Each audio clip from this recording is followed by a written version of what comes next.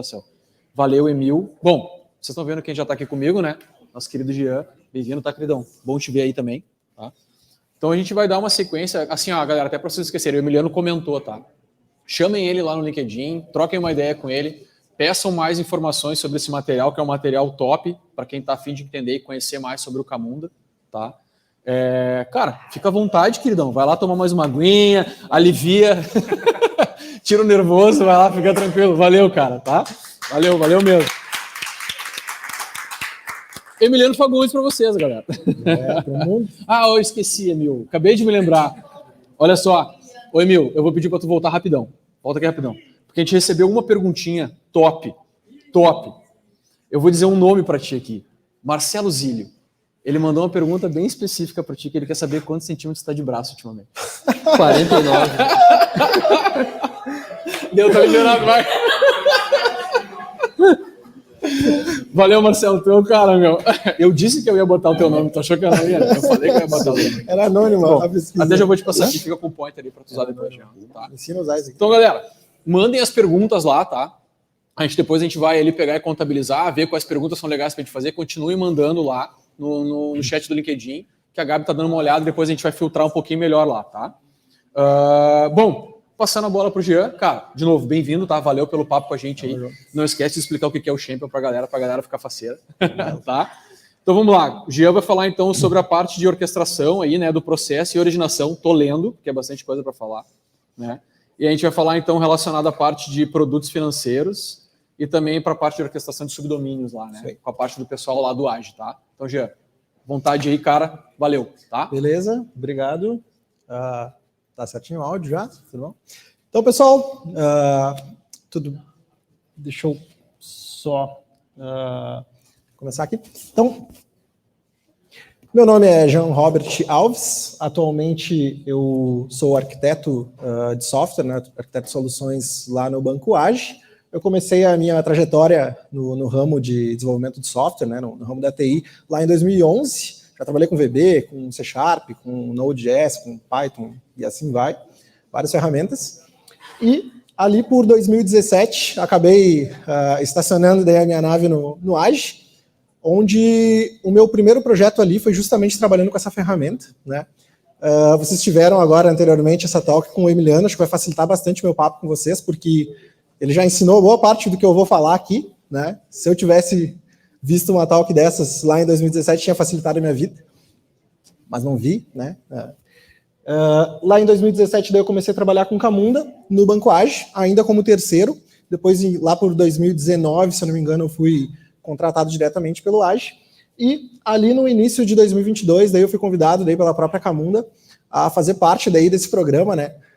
Que falaram aqui, que seria o programa dos Camundas Champion, que basicamente, assim, resumindo, é uma parceria, digamos assim. A Camunda, ela dá vários incentivos para pessoas que produzem conteúdo na comunidade, né? Então, o pessoal que faz vídeos, faz posts, né, na internet sobre Camunda, ou mesmo, né, como era o meu caso, como foi o meu caso, pessoas que vão lá no fórum da Camunda e respondem dúvidas, né? Eu ficava lá o dia inteiro.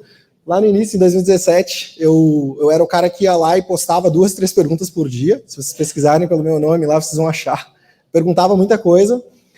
Depois, ali, com uns 2 anos de experiência, eu comecei a tentar retribuir um pouco disso e ajudar o pessoal daí. Então, tem muita dúvida que eu acabei ajudando a solucionar, né, a responder. E daí, acabei, em 2022, me tornando daí Camunda Champion. Isso me dá alguns benefícios, né, perante a Camunda. Tenho acesso a alguns canais, algumas conversas diretas com eles.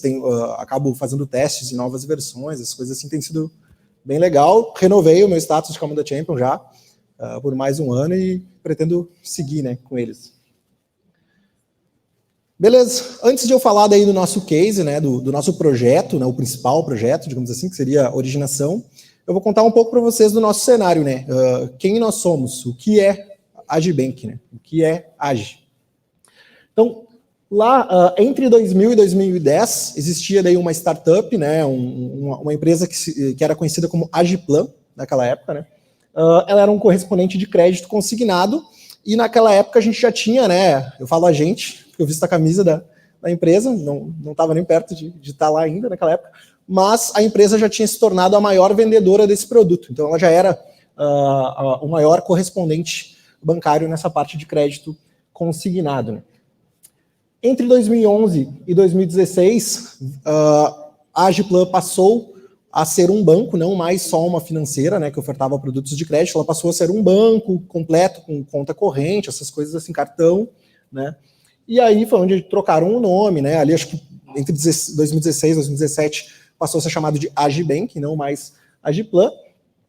E ali já tem alguns pontos de inovação que eu sempre gosto de falar muito, é algo que me deixa bem feliz assim, de fazer parte da empresa, que é, hoje vocês têm, né, muito comum a utilização do número de telefone, do CPF, essas coisas assim, como chave para tu fazer um Pix, para tu receber um dinheiro, né? Dificilmente tu vai passar agora a agência e conta bancária para alguém te enviar, fazer uma TED, né?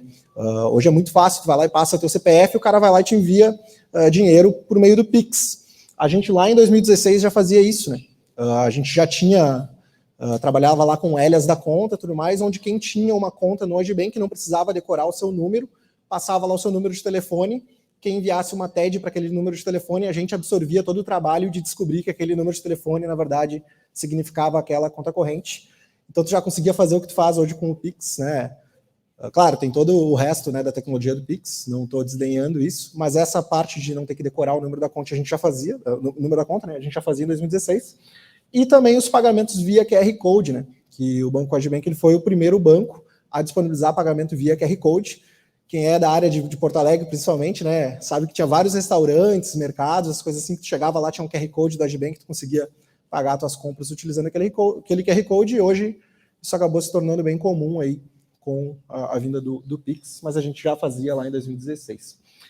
Entre 2017 e 2020, nós nos tornamos daí banco pagador, né, que basicamente significa a gente adquiriu, digamos assim, a gente ganhou a concorrência contra alguns outros gigantes do mercado, e a gente começou a receber os benefícios de INSS, ou seja, pessoas que vieram a se aposentar ali depois de 2017, em algumas regiões do Brasil, Porto Alegre, se não me engano, São Paulo, a gente começou a receber as aposentadorias dessas pessoas. Então, o INSS já direcionava essa pessoa a abrir uma conta corrente no Agibank e receber a sua aposentadoria ali, né? Então, isso aumentou muito a carteira, aumentou muito o nosso acesso a esses clientes.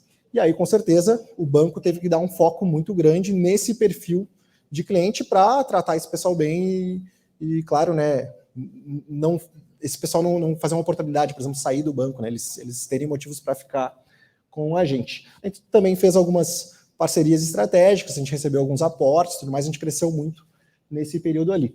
E aí o último marco que eu coloquei ali foi em 2021 adiante, né, que foi onde a gente decidiu daí criar o Super App. Nosso app deixou de ser só um aplicativo bancário, né? Não tem mais acesso só a funcionalidades bancárias. A gente tem ali um marketplace, consegue comprar outros itens, tendo cashback, tendo descontos vindos do aplicativo do Agibank. A gente passou a se chamar Agi, porque é um grupo muito maior, não só mais um banco. A gente tem umas outras empresas que nos ajudam, que acabam sendo nossas parceiras, mas estão dentro do grupo Agi, e a gente teve daí a criação, né, a construção do Agi Campus, né, onde antes o nosso principal local, digamos, era Porto Alegre, passou a ser São Paulo, Campinas.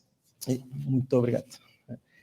E, enfim, a gente abriu essa nova sede lá em São Paulo, um lugar bacana, é nível Vale do Silício lá, então quem quiser procurar na internet, ver algumas fotos, é bem bacana. O que o banco daí, né? O que o Banco Agi oferece daí para seus clientes, só para vocês terem ideia daí da quantidade de produtos que a gente tem e do que a gente está falando quando eu for apresentar aí o processo que orquestra tudo isso, né? Então a gente tem produto de crédito consignado, a gente tem produto de crédito pessoal, né? Seria o famoso empréstimo, né? Crédito pessoal FGTS, que hoje está muito em alta também, a questão da antecipação do saque aniversário FGTS, antecipação do 13º salário, cartão consignado, cartões no geral, cartão de débito, cartão de crédito.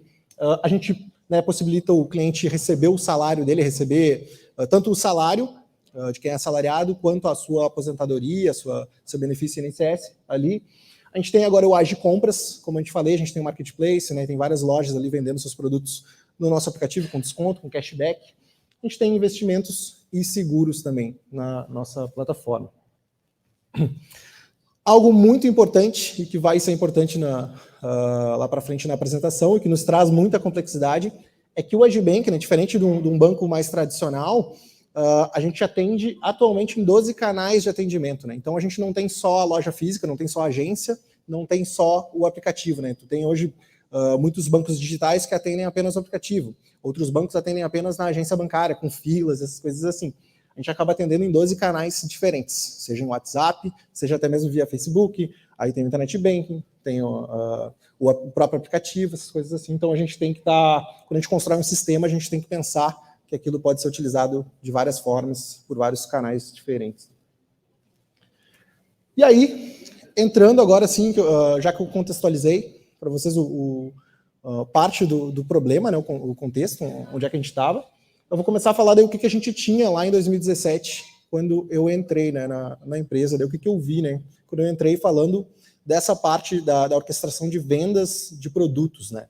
E quando eu falo produto, por aqui passa inclusive a criação da conta corrente. Sempre que o cliente for adquirir um vínculo com o banco, né, vou abrir uma conta corrente, vou pedir um cartão, vou pedir um empréstimo, essas coisas assim, ele acaba passando por esse processo que eu vou mostrar para vocês. Então lá, né, até 2017, a gente tinha um sistema monolítico. Esse sistema era feito em ASP.NET, né? Então não era lá, ele era .NET, mas ainda não era o .NET Core, né? Falando um pouco mais da parte técnica, né?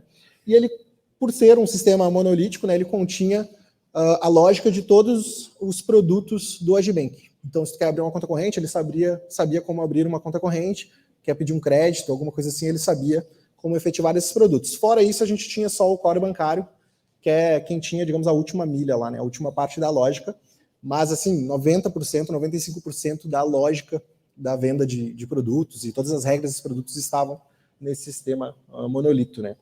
A gente tinha um front de vendas que ele era interno, ele era desenvolvido na própria tecnologia, no mesmo projeto, né, que tinha essas regras, não tinha daí APIs, né, a gente não tem serviço exposto nesse caso.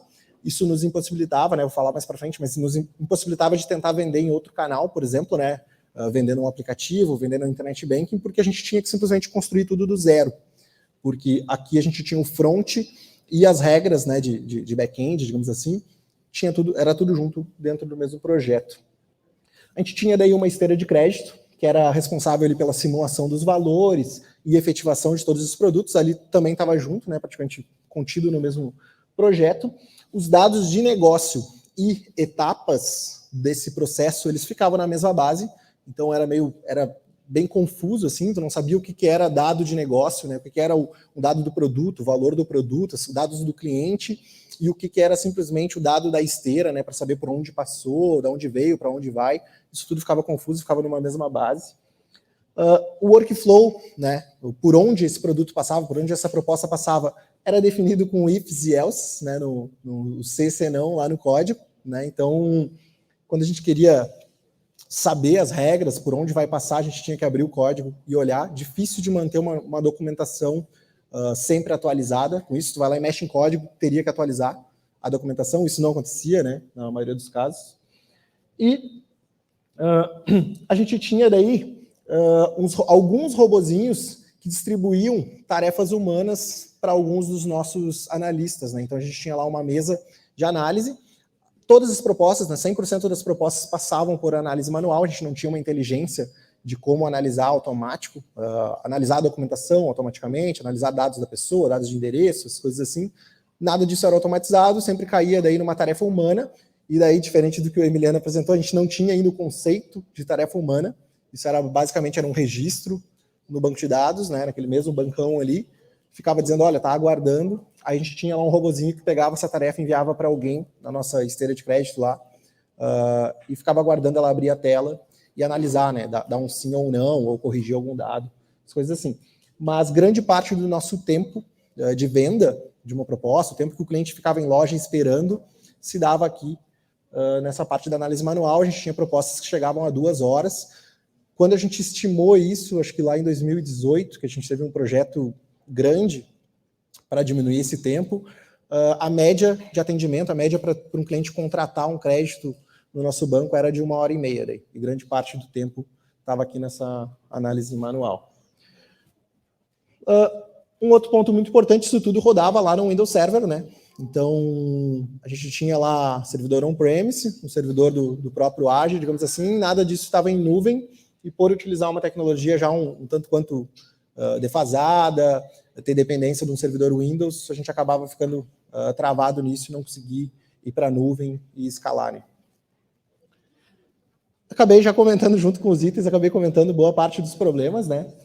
Só repassando, um dos problemas que eu não comentei, como a gente tinha um sistema monolítico, onde a gente tinha a lógica de todos os produtos dentro do mesmo sistema, e tinha o front, tinha o back-end, tinha tudo junto, as regras, tudo mais, isso tudo também ficava unificado numa mesma base de conhecimento, as pessoas tinham que conhecer de toda a parte do fluxo, né? Tu não conseguia ter especialistas, uma pessoa é especialista em crédito, outra pessoa é especialista em conta corrente, porque estava todo mundo mexendo no mesmo sistema, era tudo uma grande equipe, e nisso centralizava daí o backlog, né? Se a gente queria evoluir 2 produtos diferentes, passar algum tempo desenvolvendo mais a nossa conta corrente, ou mesmo criando um produto novo, como veio agora, né, o saque aniversário, a gente não conseguia, ou quando conseguia, né, não conseguia paralelizar. Tinha que entrar tudo dentro de uma mesma lista de tarefas e ia sendo tocado de uma tarefa depois da outra, né? Centralizava tudo dentro da mesma equipe, né? A gente tinha vendas apenas no canal loja, como eu comentei antes, como não existiam APIs, era um sistema que era tanto o front quanto o back-end no mesmo sistema.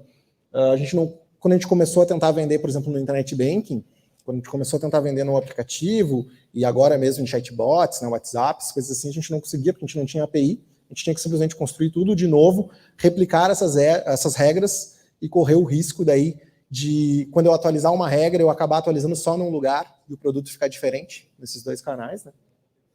Não tinha o workflow definido, então a gente tinha muita marretada, né? Eu lembro bem que o caos, assim, era causado muito, quase que diariamente, porque alguém pedia, cara, volta para mim a proposta para o estado tal, deu algum erro lá, tem que voltar ela. O que a gente fazia? A gente dava update no banco de dados, trocava lá o status dela, estava no status quase que final, volta para o status inicial para ela rodar de novo. E essa marretada ela era tão comum que a gente chegava a ter tela no sistema para facilitar esse update, né? Tu inseria alguns parâmetros ali, clicava no botão, ele fazia esses updates para ti, mas era basicamente um update no banco de dados e eu podia ir para qualquer estado, né? Não tinha uma validação, não tinha segurança para saber se ele poderia voltar para aquele estado ou não, né? A gente tinha que ficar garimpando o código, porque a gente não tinha uma documentação, não tinha nem como manter a documentação de todos os produtos do banco 100% atualizada. A equipe era grande, vai lá, mexe em código, estava atolada de tarefas para tocar. Então é irreal a gente pensar que a documentação estava 100% atualizada. E nesse caso, daí, muitas vezes só garimpando o código para saber como as coisas funcionavam, né? O tempo médio de atendimento, como eu falei, às vezes chegava, né? O tempo médio chegava a 2 horas, por causa de toda a parte manual, né, que a gente não tinha inteligência para automatizar na época, e a escalabilidade era comprometida principalmente porque a gente rodava em ambientes Windows, se torna muito caro para a gente ir para uma nuvem, por exemplo, né, então, por utilizar uma tecnologia já meio defasada, acabava dificultando isso, e também o fato de ser um monolito, né, que dificulta, quando a gente fala em microserviço, a gente vê que o microserviço acaba beneficiando muito essa parte de escalabilidade, poder subir só algumas partes, né, aqui a gente tinha um sistema monolito, teria que escalar todo ele por igual. Daí foi onde, né, entre 2017 e 2019, entre 2017 e 2019, a gente começou daí com a ideia do projeto que a gente chamou de Originação 1.0.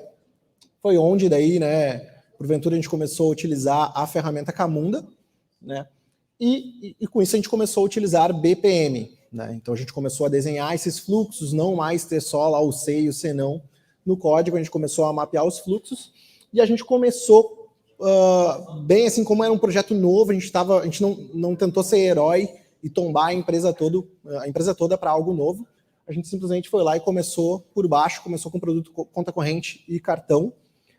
Como a loja já estava bem estabelecida, né, vendendo, utilizando essa ferramenta já há muitos anos, a gente também não tentou ser herói nessa parte, já vamos trocar o sistema da loja logo de cara, porque vai que dá errado também, né? A gente tem que primeiro, né, conseguir experimentar o novo sistema de forma segura, antes de tombar e causar um problemão na loja, a loja ficar sem vender e tudo mais.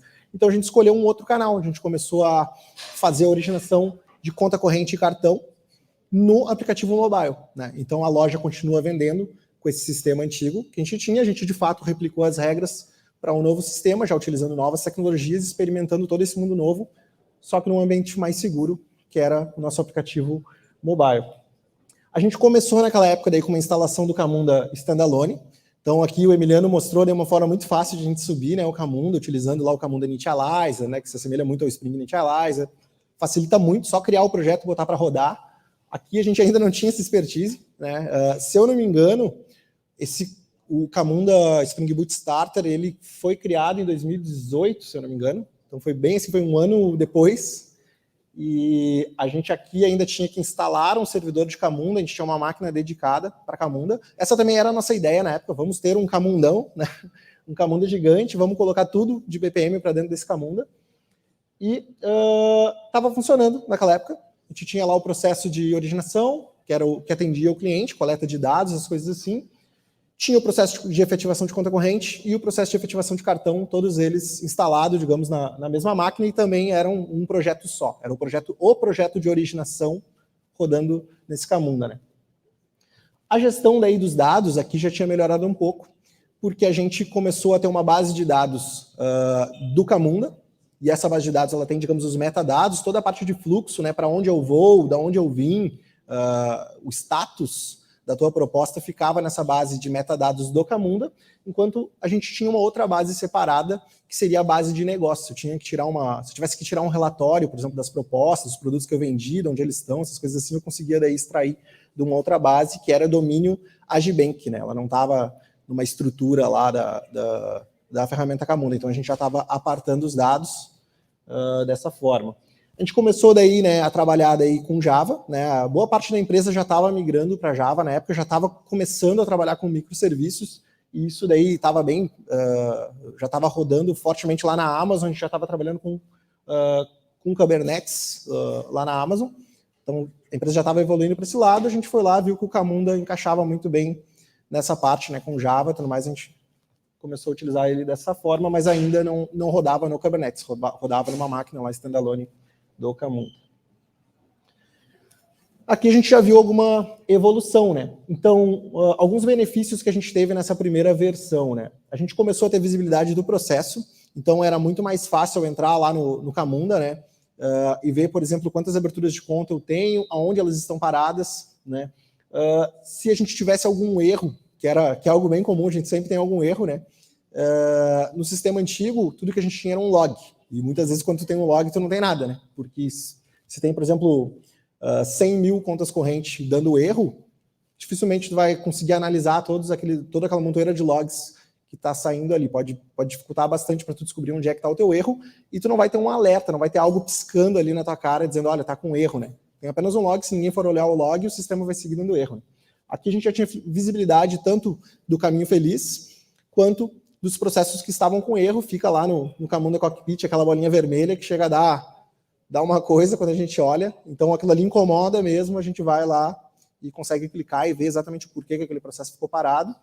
Quando a gente gerar uma correção, a gente pode subir uma nova versão do nosso processo ali, ou mesmo só mexer no Java, se for uma correção ali, um null pointer, alguma coisa assim, sobe a nova versão, consegue dar um retry, o Camunda vai continuar da onde ele parou. Sistema antigo, quando a gente não tinha um workflow bem definido, muitas vezes a gente tinha que ir lá, cancelar aquela proposta, encerrar ela e começar uma proposta do zero. Muitas vezes tem que coletar dados de novo do cliente, tem que impactar o cliente lá na ponta, pedindo para ele fazer tudo de novo. Entra no teu aplicativo e faz tudo de novo. É bem comum, né, de a gente ver o pessoal, tenta de novo.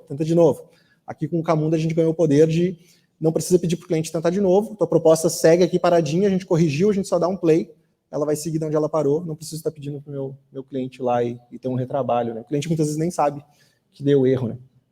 A gente começou a mapear algumas regras de negócio, né, que antes estava lá no if else, no meu código, a gente começou a utilizar daí as DMNs, que são tabelas de decisões dentro do próprio Camunda, né?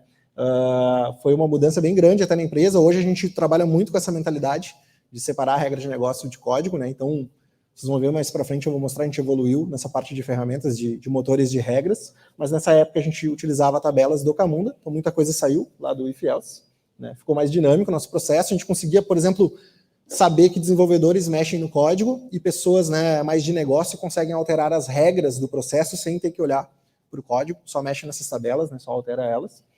E a gente começou a ter filas de tarefas humanas, né, gerenciadas pelo Camunda. Então tu tinha exatamente as caixinhas ali, as atividades que ficavam aguardando algum humano, né, algum analista entrar e analisar elas. Isso ficava bem visível, os pontos no fluxo que eu tinha esse envolvimento, né, de um humano. A gente ainda tinha alguns pontos a melhorar, né? A escalabilidade ainda estava comprometida, né? Apesar de a gente ter saído lá do Windows Server, a gente ter ido para a nuvem, a gente ainda tinha tudo rodando num servidorzão. Naquela época acho que eram 2 máquinas, né? Um load balancer e tudo mais. Mas igual, era um maquinão de Camunda. Se eu quisesse crescer esse processo, se o meu processo de conta corrente ficasse muito mais complicado, ou eu tivesse, por exemplo, 100 produtos diferentes, tudo isso ia ficar dentro de uma máquina, ainda assim ia ficar difícil de escalar. Eu tinha que escalar a originação inteira e não apenas partes dela, né? E isso também trazia problemas na parte do pessoal ainda, porque assim como a gente tinha uma equipe que cuidava do sistema antigo, aqui a gente acabou mantendo esse problema, porque virou um projeto novo, Originação 1.0, mas ainda assim a gente tinha uma equipe chamada Originação e essa equipe cuidava desse projeto. Então se tu tinha um problema em conta corrente, um problema em cartão, um problema em qualquer parte do fluxo, um problema na análise, passa para o time da Originação. Então aquele probleminha que a gente tinha, a gente continuou tendo aqui. O nosso backlog, nossa evolução continuava comprometido por estar tudo dentro de uma mesma fila de tarefas, né? E aí eu tenho que parar um pouquinho, né, da parte de tecnologia para falar que, como eu falei, né, a gente tinha problemas na parte de tecnologia ainda e a gente também tinha problemas nessa parte de que a gente tinha um time só que cuidava de tudo, né? E aí veio, nessa mesma época, a gente também estava evoluindo a organização como um todo, não só a parte tecnológica, né? A gente começou a pensar num modelo mais próximo do modelo de squads lá do Spotify. Hoje a gente chama de Fusion Teams até, mas na época a gente estava pensando muito no modelo de squad, a gente começou a trabalhar com isso. Para quem era lá do Agibank naquela época, vai lembrar que a gente tinha um 6º andar, né? A gente tinha um prédio lá com alguns andares, não lembro quanto, acho que 12. E o 6º andar era o andar da tecnologia, digamos assim, era o andar do back-end. Então não existia uma equipe, né? Não existia a equipe de conta corrente, a equipe de... Era tipo assim, cara, deu um problema na tecnologia, vai lá e fala com o pessoal do 6º andar. E era tudo uma equipe gigantesca, né? Aqui a gente começou a evoluir a organização para trabalhar com o modelo de squads, então tu começou a ter um time de cartão, um time de conta corrente, um time de originação, né? E a gente começou a separar, sempre que a gente vinha que tinha um domínio grande o bastante para ele ter o seu próprio backlog, o seu próprio time, ter especialistas ali, começou, né, a se formar uma squad ali para cada um desses temas. Assim, cada time daí passou a ser responsável por uma pequena parte do banco, né? Então tu não tem mais aquele profissional que tem que manjar, né? Tem que saber de todo o fluxo do banco, né? Que é algo gigante. Aqui tu começa a ter uma equipe que cuida, que sabe, que é especialista em conta corrente, outra equipe que é especialista em cartões, né? Por exemplo, né?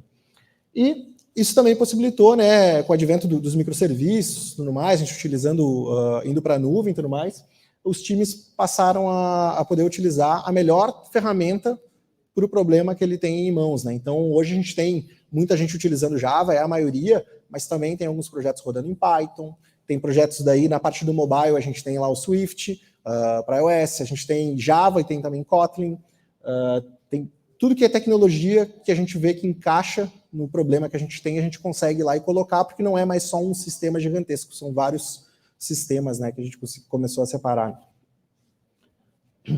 E nisso daí, né, eu falei lá da parte do pessoal, que começou a se separar naturalmente em equipes de especialistas em outros assuntos, né, especialistas em pequenos assuntos, como uma equipe especialista em conta corrente, uma equipe especialista em cartão. E isso veio muito de encontro, daí o que esse carinha aqui falava lá antigamente, né, quem é da TI já ouviu falar na Conway's Law, né, na lei de Conway, que ela basicamente, né, resumindo, ela fala que é difícil, né, geralmente se uma empresa ela produz sistemas, provavelmente ela vai produzir sistemas que refletem a organização das pessoas, né? Então, se tu tem, por exemplo, pessoas especialistas em conta corrente, pessoas especialistas em cartões, mas tu tem um sistema só que faz as duas coisas, não faz muito sentido. Faz mais sentido que cada grupo de pessoas consiga ter o seu sistema especializado no que ela faz, para que ela possa ter autonomia de evoluir aquele sistema, de mexer nele sem ter que, digamos assim, tá todo mundo mexendo lá no mesmo sistema e aquele sistema é muito generalista, essas coisas assim. Então, isso aqui foi muito verdade para nós, e aí o que eu vou apresentar para vocês da Originação 2.0 começa a explicar onde é que a gente aplicou isso aqui, né? Originação 2.0 chegou ali em 2019, né, o início do projeto, o primeiro commit, digamos assim, e é o projeto que a gente roda até hoje, né? E segue evoluindo, cada dia tem uma partezinha nova sendo feita. O nosso foco lá no início, uma palavra que a gente falava muito, era essa palavrinha omnichannel, né? Porque, como eu disse, a gente tinha um sistema legado que vendia na loja, a gente tem o sistema novo agora que vende no mobile, e aqui a gente começou a falar, cara, a gente foi lá e criou praticamente um outro legado, né? A gente quer ser omnichannel, eu quero poder criar algo que, quando eu desenvolver um produto, por exemplo, desenvolvi lá o crédito consignado, eu vou vender ele inicialmente na loja, mas quando eu quiser vender ele no mobile, tá pronto, eu não preciso ir lá e programar um sistema novo de crédito consignado. Quero vender no WhatsApp, beleza, eu já tenho lá boa parte das coisas desenvolvidas. Isso para nós é ser omnichannel, né?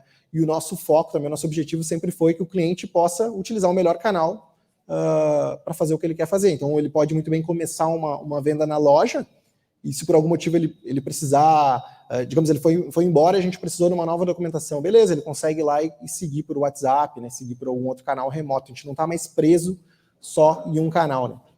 Então, o nosso foco sempre foi esse, de ser omnichannel. Atualmente, a gente já atende 10 canais diferentes nesse mesmo projeto, né, na Originação 2.0, então a gente já não está, digamos, preso num canal só. A gente atende já a loja, né, loja física, né, as agências, a gente atende o mobile banking, internet banking, WhatsApp, marketplace, né, que são, digamos, parceiros que conseguem vender os nossos produtos.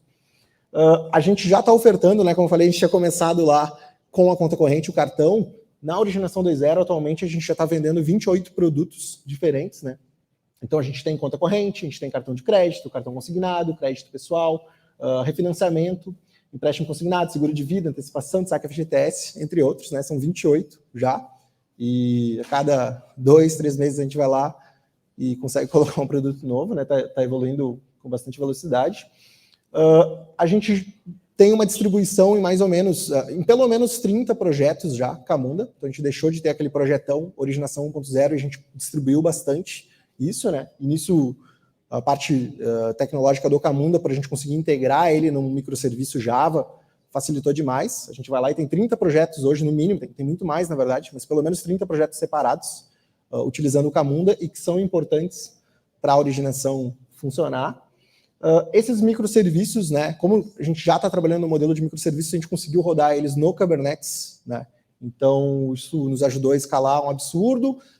Os projetos Camunda, eles passaram a ser apenas mais um microserviço dentro do Age, né? Então, tudo que a gente faz em termos de infra, de melhoria de infra para os outros serviços, a gente ganha esse poder todo no Camunda também, porque ele é mais um microserviço rodando no Kubernetes. A gente consegue ter o rastreio de todas as operações, porque a gente já começou pensando muito orientado a eventos. Então, lá, uma originação, né, uma proposta avançou, gera evento. Então, tu consegue ter toda a rastreabilidade da proposta por meio de eventos. A gente utiliza muito o Kafka para isso, né? E aí a gente tem vários sistemas que se comunicam com a originação, que ficam sabendo dos dados, das propostas, dos contratos, as coisas assim, sem nem mesmo ter que conhecer a API da originação, né? Tu vai lá, te pluga num tópico, por exemplo, começa a consumir os eventos, vai ser abastecido sempre que algo acontecer na originação, vai chegar esse evento, tu pode atualizar a tua própria base, as coisas assim.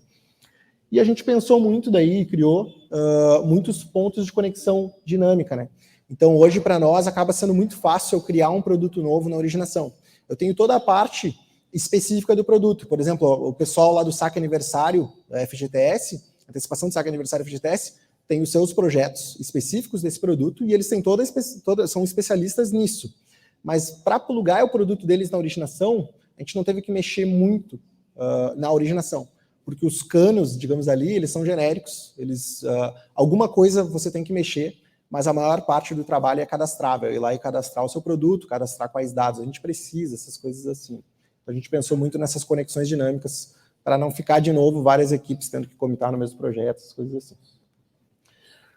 Aqui eu trago daí uma visão geral de como é que ficou, né?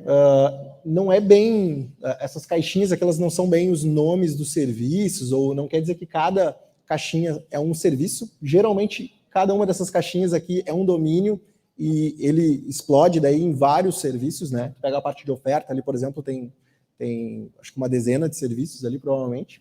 Mas o nosso fluxo ficou mais ou menos assim. A gente tem lá os canais, né? Como eu falei, a gente tem lá 10 canais diferentes. Esses canais acessam daí a nossa originação.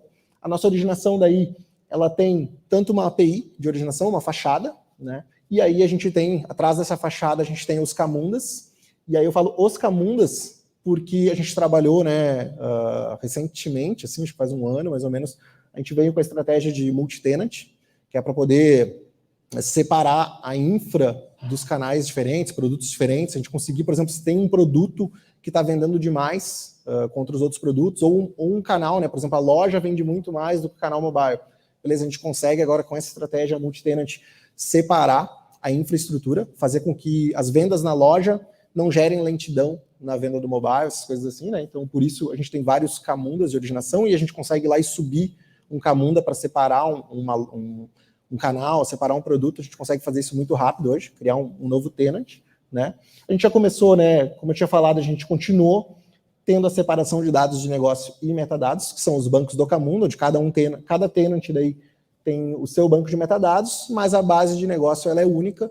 Então, consultando, por mais que a gente tenha, sei lá, dezenas de camundas diferentes, nossa base de negócio continua unificada, tu consegue fazer uma query ali, consultar aquela base de negócio, tem todas as propostas ali disponíveis, né?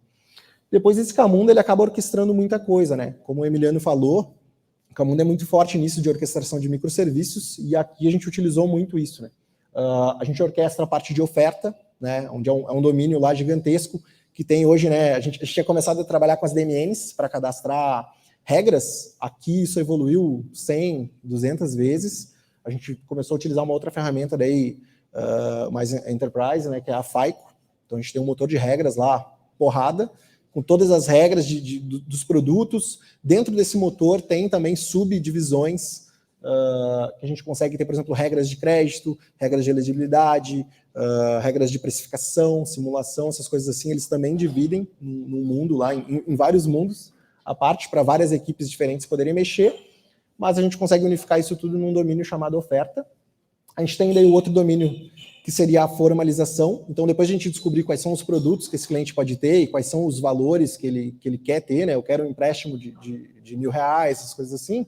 A formalização daí nos diz o que a gente tem que pedir para esse cliente formalizar. Quais são os contratos que esse cliente tem que assinar, essas coisas assim, para eu poder vender esse produto para ele, né? Isso também, a gente tem lá várias APIs, não é uma só. Utiliza, inclusive, o motor de regras também para cadastrar, né? Saber, se para esse cliente eu preciso pedir um documento, se eu não preciso, as coisas assim. A gente tem a área de produtos, daí, onde a gente vai gerar, né? Eu fiquei sabendo que eu tenho que solicitar um termo de aceite, né? O cliente assinar um contrato, essas coisas assim. Tem essa parte de produtos daí, que me diz como é que eu gero os termos desse produto. E também tem a lógica de como efetivar, né? Como eu disse lá, a gente tem equipes que cuidam, agora equipes especialistas de cada produto. Aquela equipe, ela sabe gerar os próprios termos de aceite, ou seja, a equipe de conta corrente sabe e tem APIs, né? Para que eu possa gerar o termo de conta corrente, né? O contrato, né? E ela também tem as suas APIs de como efetivar uma conta corrente. Então, cada equipe de produto acaba cuidando das suas APIs, tanto para gerar os termos, quanto para efetivar o produto. A gente tem daí o domínio de análise, que esse cara aqui utilizou bastante a ferramenta Camunda também, é um baita projeto, participei bastante dele, dá bastante orgulho. E ali na análise ficam geralmente todas as nossas tarefas humanas também, né? A gente precisa passar a proposta por uma análise de documentos pessoais, análise de comprovante de renda, as coisas assim. É nesse projeto que a gente tem essas análises, só que o que acontece, né? A gente tinha um problemão lá, uma proposta demorando até 2 horas para ser aprovada, porque a gente fazia tudo manual. Aqui a gente levou para um processo BPM e inicialmente passava tudo por análise manual. A gente começou a ver que, cara, eu posso automatizar a análise do documento de identificação e grande parte dos meus documentos eram reprovados porque a foto ficou mal batida, ficou uma foto ilegível. Então, beleza, vou lá, coloco uma tecnologia lá, um OCR, né, uma tecnologia de extração de dados. Antes de cair na tarefa humana, a gente tenta extrair os dados. Se não conseguir extrair o dado, provavelmente essa imagem está ilegível, já pendencia pedindo um novo documento de forma automática.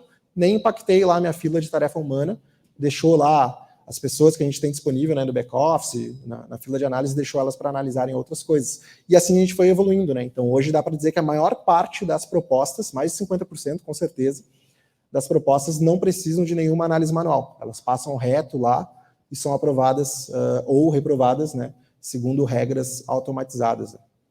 E aí a gente conseguiu explodir também em vários tipos de análise em paralelo, né? Onde antes a gente tinha um analista que tinha que analisar toda a proposta, desde os documentos, valores, as coisas assim. Aqui a gente consegue ter várias análises rodando também com seus especialistas. Então a gente tem, por exemplo, um analista que é especialista antifraude.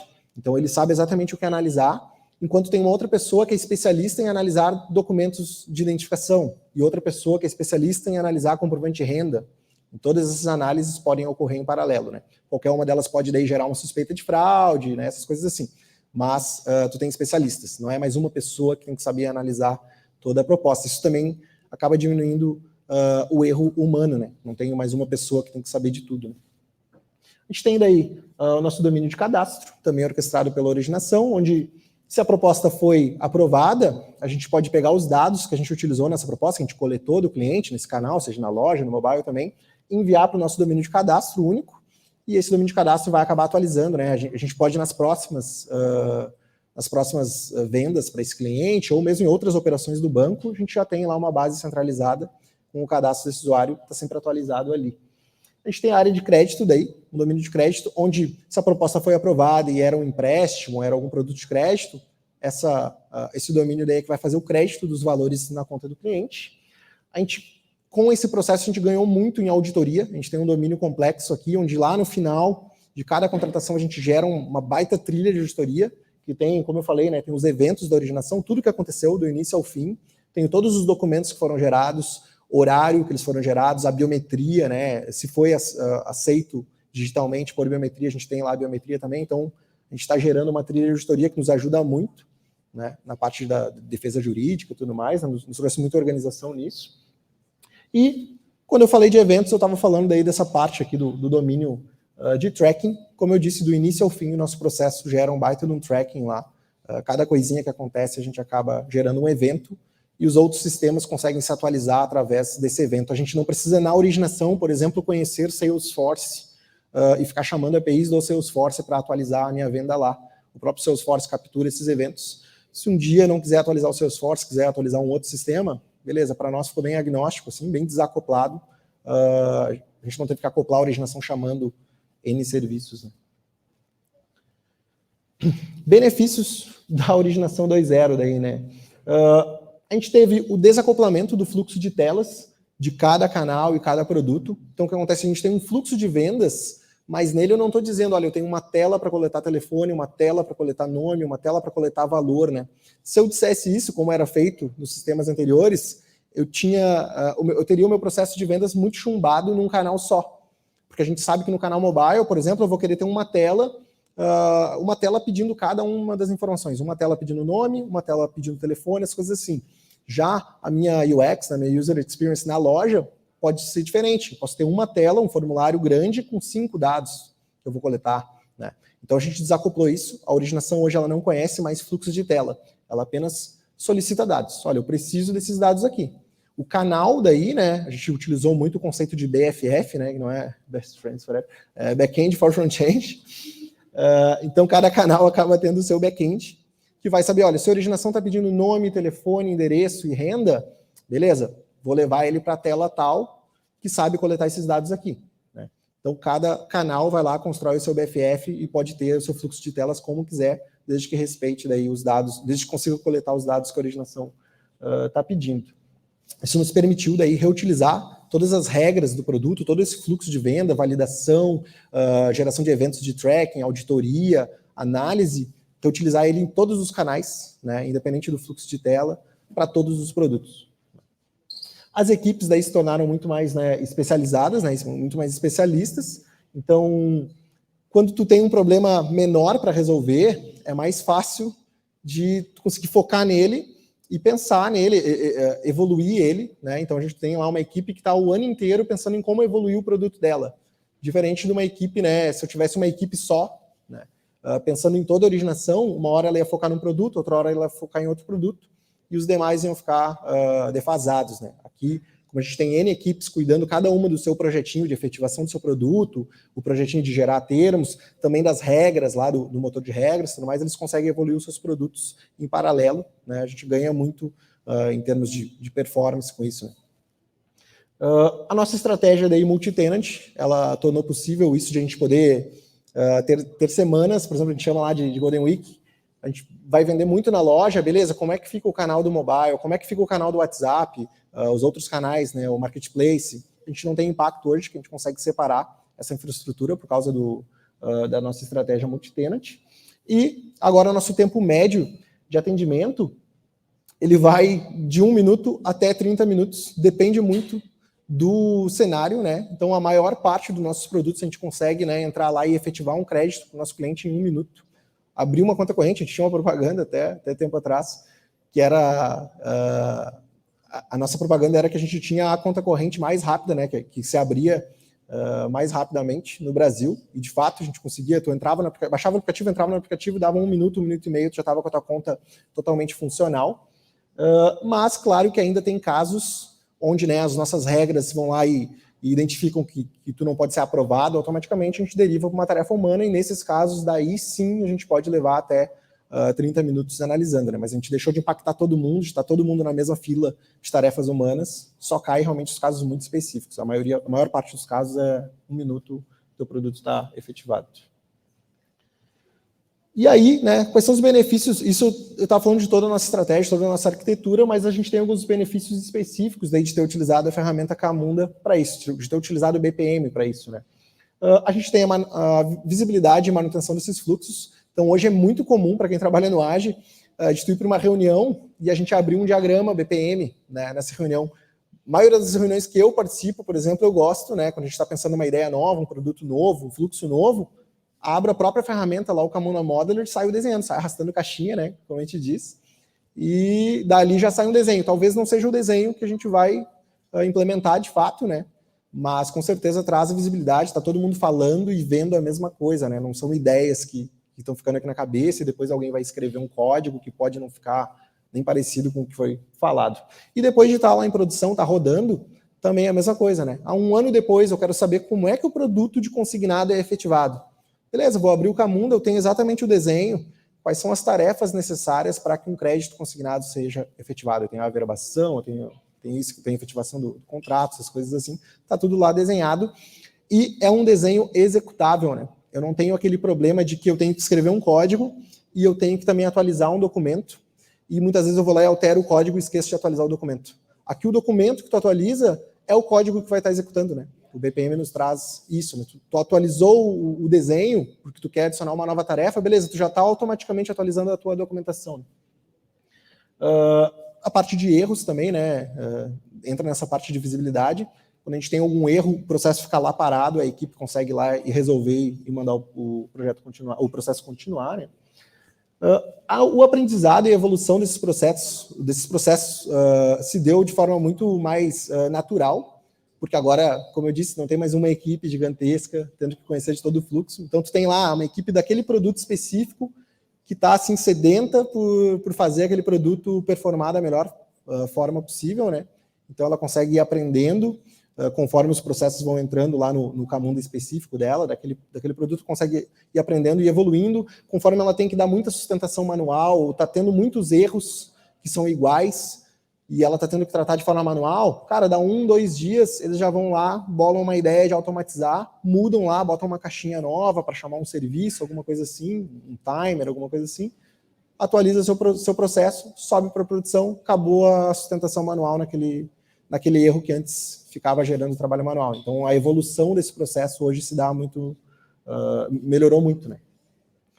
A gente tem uma gestão muito mais fácil daí das tarefas humanas, né? Fica lá visível, se tu entrar no task list do Camunda, tu consegue visualizar exatamente quais processos estão aguardando uma intervenção humana. A gente também tem um sistema daí à parte, né? Um sistema de back-office, tem o sistema da mesa de análise lá que eu falei para vocês antes, que eles, digamos, é um sistema próprio do Agibank, com a nossa UX, a nossa interface, mas que ele puxa essas tarefas da fila do Camunda via API REST, então a gente não ficou preso nas telas do Camunda, a gente conseguiu criar as nossas próprias telas e abastecer elas com as APIs do Camunda, é bem flexível, né? A gente agora tem um processo dinâmico, então a gente consegue adicionar novos produtos, adicionar novos dados a serem coletados, novos termos de aceite, essas coisas assim de forma muito fácil, praticamente só cadastrando, quase não tem desenvolvimento nessa parte, né? E com, né, como a gente trabalhava muito com Java lá e já estava trabalhando com microserviços, né, e tudo isso rodando no Kubernetes, em nuvem, utilizando o Camunda, a gente conseguiu dar o poder para os desenvolvedores de continuar utilizando isso, né. Se o pessoal já tinha, por exemplo, a gente já tinha uma biblioteca de coisas comuns, coisas úteis no Agibank. Nos projetos Camunda, a gente consegue reutilizar essa biblioteca, porque nada mais é do que um projeto Java que tem Camunda dentro. Então, como estamos hoje, né, falando um pouco de número de execuções, né? Atualmente, né, a gente tem uma média de 350 mil originações nesses últimos 5 meses, né? Foi uma média que eu peguei dos últimos 5 meses. Então, a gente tem 350 mil propostas passando por mês nesse processo. A gente já teve um pico de 500 mil originações no mesmo mês, né, nesses últimos 5 meses.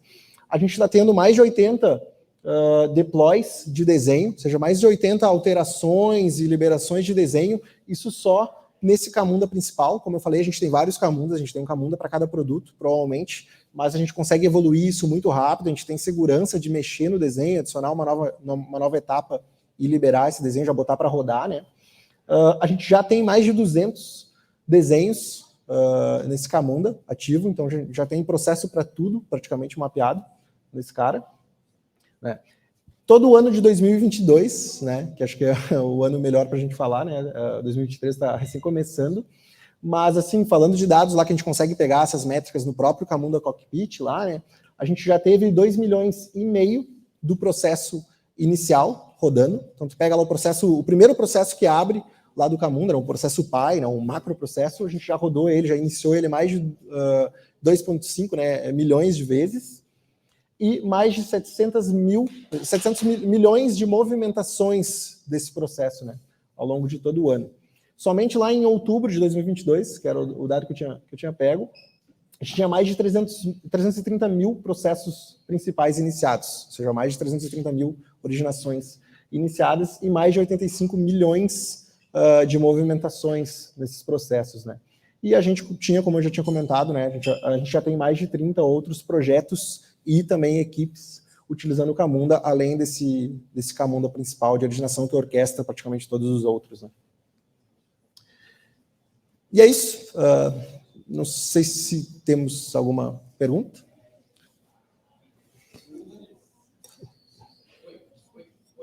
Oi. Alô. Oi. Voltei. Então, a gente estava até conversando ali agora um pouquinho e vendo que a galera está elogiando demais todo o processo, né? Toda a conversa. O Emiliano, o Jean, não vou falar os palavrões que a gente não vai botar aqui, né? Mas estão lá, né? Ó, estão lá em cima. Então, antes, assim, de qualquer coisa, Jean, cara, de novo, obrigado, tá? Foi massa, valeu mesmo a tua presença. Foi um prazer ter aqui para conversar sobre isso. Não, a gente está só, né, desenrolando para ver se entra mais alguma coisa lá. Mas a galera elogiou um monte, a gente até tinha uma ideia de colocar mais coisas aqui, mas, cara, vocês falaram tão bem do processo, cara, que acho que a galera ou ficou muito catatônica com um monte de informação massa e entendendo como funciona a ferramenta, né? Oi, Mil, vem pra cá. Ou não entenderam nada. Pra mim, quando não tem dúvida, é porque não entendeu nada. Não, isso não existe, cara. Não, tu tem que ver os elogios. Eu tô... A gente tá aqui com uma convidada especial agora aqui, que fez parte, né? Para quem viu quando o Emiliano apresentou também lá. Não, pera, que a gente tem todas umas perguntas. Tem? Não, então por favor, né? Primeiro a gente tem que saber qual é o teu nome? Victória. Eu preciso saber, porque muitas pessoas... Assim, pro papai e pro Jean, teve pergunta nenhuma. Acho que eles não deram nem bola. Nem bola. Mas soube de umas perguntas sobre uns desenhos que tiveram lá. E me perguntaram quem que desenhou a Wanda, isso? Esqueci os nomes. A Wanda, a Valentina e o Victor. Me perguntaram quem foi a artista que fez aqueles desenhos. Tu sabe? Sim. Quem foi? Eu. Não acredito. Vem cá. Parabéns, meu amor. Foi muito lindo. E essa camiseta aqui? Me mostra. O que tá escrito aqui? Impulsionar, né? Não dá pra ver. Não dá pra ver. Eu te juro que é. Eu te juro, eu não mente pra ti. Cadê a mamãe? A mamãe não é do Impulsionar também? Cadê a mamãe? Tá ali. Vem, mamãe. A mamãe não tá aqui? Tá ali. Ela tá lá atrás, ó. Mãe! Vem, Audrey, já vai ter que participar também. Não tem o que fazer. O que é pra fazer, Gabriela? Ao vivo! Olha que linda. Então, vocês estão, tipo, tal mãe e tal filha, né? E a mamãe também é uma tripulante of System, né? Do Impulsionar. Parabéns. Vamos dar palmas para esse pessoal, para a Vitória. Parabéns, pessoal. Boa, Muito boa. obrigada. Ó, viu? Para vocês entenderem como funcionou, né? A gente fazer aqui e tal, que entrou uma pergunta boa pro Jean. deu Obrigado, certo. Gabi, por ter sinalizado aí. Então, Jean, olha só, o Nadson Santana enviou pra gente o seguinte, ó. Jean, dá um spoiler de qual a visão sobre o Camunda 8 e quais os trade-offs que tu enxerga para essa mudança do Camunda 8. Olha aí, ó, o cara já veio. Te vira agora, velho. O que acontece, né? Eu tenho, assim, um grande benefício que eu tenho, assim, por estar participando desse programa de Camunda Champion é que eu tive acesso a essas informações um pouco antes, tudo mais, a gente participou de alguns testes, né?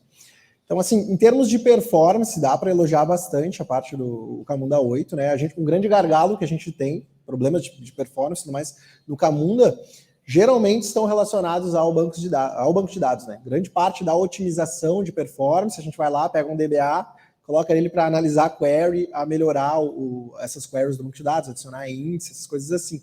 O Camunda 8 não utiliza banco de dados, né? Ele acaba tendo os dados dentro dos próprios pods ali, ele trabalha lá utilizando o algoritmo de consenso, né, do Raft. Muito mais, para quem conhece Kafka, ele vai trabalhar uma forma bem parecida do Kafka, onde tu tem um líder lá que vai ficar compartilhando dados com os outros nodes e tudo mais.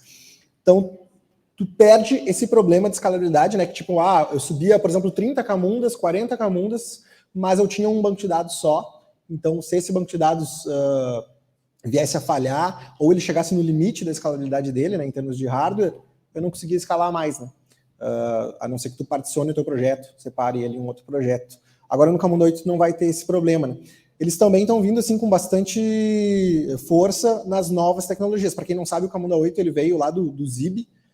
Ele não é algo novo no sentido de que não foi testado. Ele já está bem maduro, bem seguro de ser utilizado, porque ele já foi muito testado já há alguns anos no Camunda Cloud. Para quem utilizava lá a cloud da Camunda, com o Zib e tudo mais, já estava utilizando o que hoje a gente tem como o Camunda 8. Mas, assim, tem alguns desafios para quem quer migrar, né? Como para nós ali no Age, a gente já tem um projeto bem grande, vários projetos bem grandes utilizando o Camunda 7. É um desafio para nós migrar esses projetos para o Camunda 8, porque a tecnologia muda bastante. A gente já está bem acostumado com essa parte de banco de dados, com as APIs do Camunda, né? Então, é um desafio, mas, assim, a Camunda ela vai seguir evoluindo a versão 7 deles por pelo menos 5 anos. Essa é a promessa, né? Tem muitos clientes no mesmo ponto que a gente, né, que ainda está avaliando a migração para o 8. A gente vai ir para o 8 em algum momento, isso é uma certeza, né, até pelos ganhos de performance, redução de custos, né, mas a gente não precisa correr com isso, está bem seguro. Para quem quiser começar hoje utilizando ainda a versão 7, ainda é um momento seguro de começar com a versão 7. Se gostou bastante, mas quiser evoluir para a versão 8, é bem tranquilo. Boa, né? Boa. Massa, cara, obrigado. Valeu pro Nadson aí pela pergunta. Pô, sensacional, cara. Ajudou bastante aí já também a gente, né? Ó, aproveitem aqui, ó, ainda tá rolando um tempinho pra gente fazer o sorteio, tá? Depois a Nova vai chamar aí o sorteio, então, ó, peguem, deixa eu sair da frente aqui, ó. Peguem aqui o QR Code, peguem lá no Não Beat. é daqui que eles pegam, né? Hã? Não é daqui. Não, tá lá aparecendo, né? Isso. Sabia que tem uma coisa chamada tecnologia. Mentira, Uhum. Noelle. Uau, Muito não tô legal. acostumado com essas coisas aí, não, cara. Não sei. Beleza. O pessoal não está escutando no rádio, será? Mas tem gente ouvindo no rádio também. Também, sim, parece que sim, Exatamente. parece que sim, parece que sim, direto. A gaúcha. Não, a AM, inclusive. Inclusive a AM, tá? QR Code. Mas, de novo, deixa eu agradecer, Emiliano. Obrigado por essa linda, né? Vitória, obrigado. Artista. Tá? Artista. Wax. Já de novo, obrigadão, tá? Valeu pela presença aí. Obrigado. Mais uma? Ó, entrou mais uma perguntinha. Massa. Ai, gente, eu quero ir pra cá. Não, agora não. Agora eu vou fazer perguntinha. A galera deixou pro fim, é isso aí, né? Manda por e-mail. Ó, do William Robert aqui, ó. No Age vocês utilizam FICO, ou FICO, beleza, como motor de regras. Foi mal, galera, que eu sou português, né? Eu não falo inglês. Eu não falo inglês, eu não tô acostumado a falar inglês. Eu não tô acostumado a falar inglês. Então, vamos de novo. No Age vocês utilizam FICO, né? Com motor de regras. Para esse motor não poderia ser utilizado DNS? Isso, DNS. Ou não seria possível por conta da complexidade?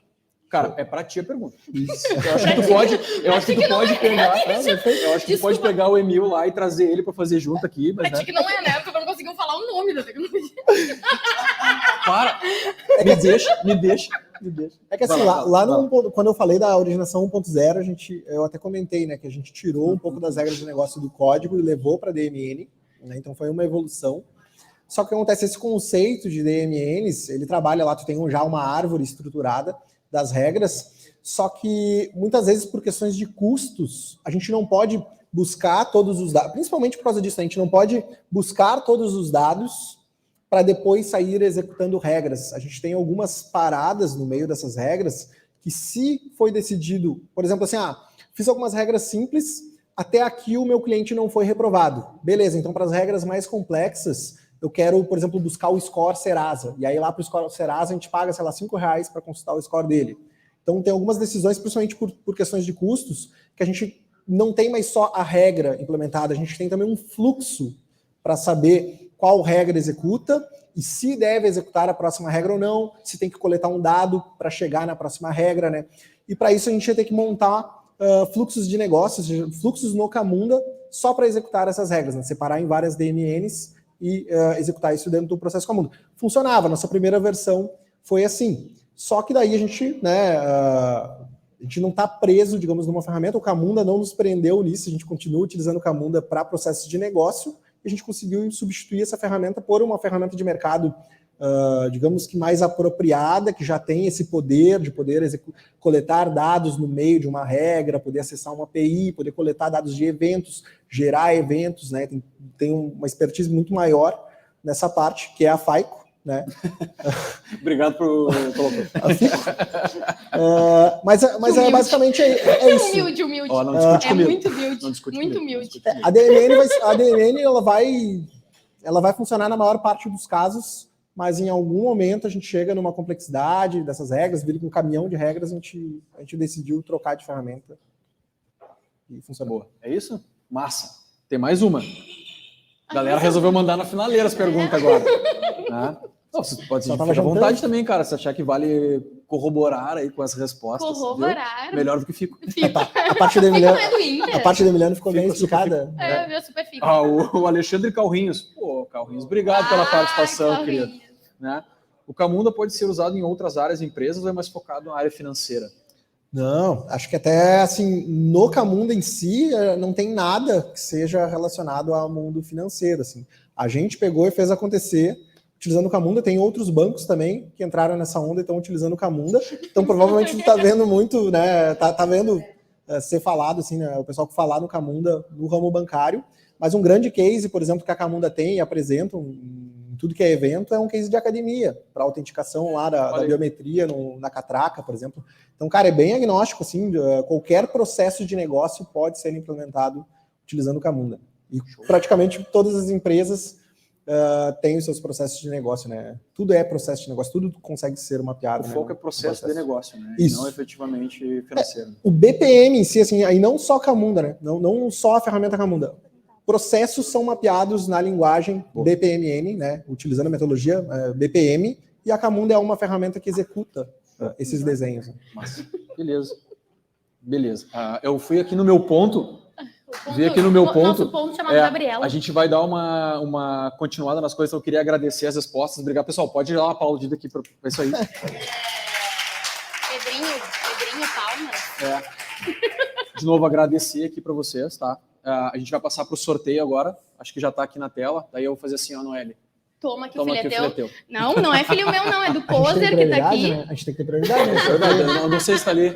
Tá ali, Emiliano. Vai ter um sorteio apartado para os palestrantes daí? Certamente, claro. Sim, é entre dois. Só entre os dois. Twin. Só para o ímpar. Eu quero primeiro agradecer, né, Jean, Emiliano, principalmente os dois. Eu ia falar Emiliano, mas eu lembrei que eu tenho que agradecer os dois igualmente. É assim, né? Sou péssima nisso. Seu coleguismo. Mas o porquê do especialmente, porque o Emiliano, né, ele iniciou isso. O Emiliano, ele trouxe, eu só questionei, vamos fazer um conexões? E ele foi lá, então eu vou escrever sobre. Foda, né? Desculpa. Muito bom, Vic. E daí, eu fui lá e falei pro Pisato, Emiliano vai falar sobre Camunda. Então, pega o Jean.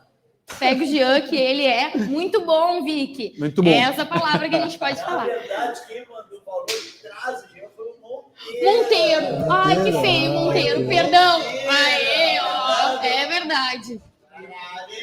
E abriu aí toda uma janela para a gente ter conexões com clientes, parceiros. E a gente já tem o próximo, né? Sim, Já com tem o certeza. próximo. A gente já tem um próximo aí que a gente vai trazer um cara que trabalhou com a gente numa outra empresa aí e tal, agora tá com a gente na Salf. Chega. Júlio, tu não escapa, Júlio, deixa assim, né? Não, e de novo, tá? O Emiliano também, daqui a pouco a gente vai começar a conversar com ele para trazer o código em si, né? A gente estava falando um pouquinho antes ali, né? Exatamente. Né? Foi Pra trazer sobre pedido tudo ali. e o Emiliano vai fazer um live code, né? Exato. Vou ver se vai. Para vocês entenderem um pouquinho o que acontece, não são vozes da nossa cabeça, tá? Quem tá aqui em volta são algumas pessoas, como o Poser falou, o camarote, né? Então, quem sabe para os próximos, né? Se tu quiser fazer parte do camarote aí, entre em contato com o marketing da Salf, a gente pode negociar isso. Tá mais difícil que do BBB, mas... A gente deixa o Pix depois passando aqui. Não, a gente não é dessas. Tá, mas agora para todo mundo que curtiu até agora, né? A gente tem o nosso sorteio do Ecodot. Gabriela, tu vai me sinalizando. Ok. Nosso ponto. O nosso ponto aqui. As vozes da minha cabeça falam que tá certo. Eu posso... Vai, dá-lhe, vai. Dá-lhe. Ai. Deixa eu sair da frente aqui, Jean. Quem é que vai ganhar? Olha aí. Adriele e você. A gente conhece? Esse é mamata, hein? Porque eu conheço ela. Conhece? Roda de novo. Parabéns, Adriele. É isso aí. Parabéns, a gente entra em contato contigo, a gente envia o teu Ecodot e ele vai com o logo da Salf para tu publicar. Nossa. Por favor, né? Por Marca na favor, rede nada, social, o mínimo. aquela coisa lá e tal. Mas se descolar, chega a danificar ou... Não toca mais. Não toca mais. Não funciona Não mais. funciona, tem que deixar o logo. Perfeito, pessoal. Uma boa noite. Muito obrigada para quem ficou até agora conosco. Valeu, gente. Jean. Valeu, tá? Obrigado para todo mundo. Obrigado. Então, para encerrar, obrigado, pessoal. Valeu aí pela participação de todo mundo e a gente se fala no próximo Conexões aí. Até mais. Valeu. Muito foda.